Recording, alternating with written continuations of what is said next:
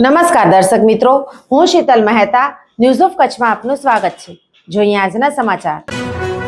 64 વર્ષ જૂનો કાયદો બદલાયો, ઇન્કમ ટેક્સ એક્ટ 2025 લાગુ થયો। જાણો શું થશે ફેરફાર।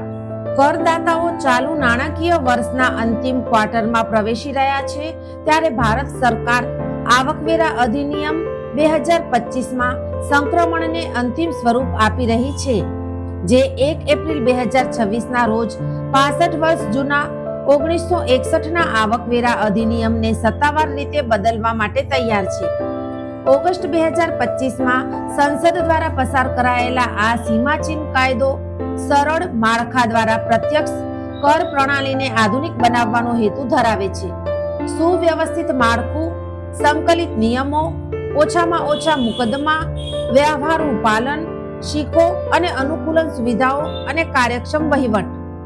નવો કાયદો એક મહત્વપૂર્ણ માળખાકીય પરિવર્તન રજૂ કરે છે, જે 1961 ના કાયદામાં 800 થી વધુ વિભાગોની કુલ સંખ્યા ઘટાડીને ફક્ત 536 કરે છે। સૌથી પરિવર્તનશીલ ફેરફારોમાંનો એક એકીકૃત કર વર્ષની રજૂઆત છે। આ ખ્યાલ ઘણીવાર ગૂંચવણભર્યા પાછલા વર્ષ અને મૂલ્યાંકન વર્ષને 1 એપ્રિલથી શરૂ થતા એક જ 12 મહિનાના સમયગાળા સાથે બદલે છે, જે આવકનો સમય તેની જાણ કરવામાં આવેલ સમય સાથે સંરેખિત કરે છે।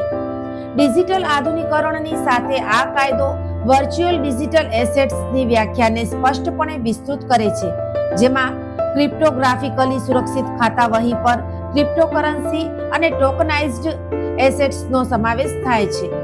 વધુમાં કર સત્તાવાળાઓ હવે ડિજિટલ ફર્સ્ટ અમલીકરણ ક્ષમતાઓથી સશક્ત છે, જેમાં શોધ અને જપ્તી કામગીરી દરમિયાન ક્લાઉડ આધારિત અથવા એન્ક્રિપ્ટેડ રેકોર્ડ્સને એક્સેસ કરવાનો કાનૂની અધિકાર શામેલ છે। જ્યારે નવો કાયદો એપ્રિલ 2026માં શરૂ થાય છે, ત્યારે કરદાતાઓ હાલમાં 2025-26 ચક્ર માટે કેન્દ્રીય બજેટ 2025માં રજૂ કરાયેલ સુધારેલા સ્લેબનો લાભ મેળવી રહ્યા છે। નવી કર વ્યાખ્યા હેઠળ જે હવે મજબૂત ડિફોલ્ટ છે, નીચેના સ્લેબ લાગુ પડે છે: 0 થી 4 લાખ 0, 4 લાખ 1 થી 8 લાખ 5%, 8 લાખ 1 થી 12 લાખ 10%, 24 લાખ થી ઉપર 30%। એક મુખ્ય હાઇલાઇટ કલમ 87A હેઠળ વધેલી રિબેટ છે, જે 25,000 થી વધારીને 60,000 કરવામાં આવી છે। આનો અર્થ એ થયો કે વાર્ષિક 12 લાખ સુધીની કમાણી કરતી વ્યક્તિઓ હાલમાં નવી વ્યવસ્થા હેઠળ શૂન્ય કર જવાબદારીનો સામનો કરી રહી છે।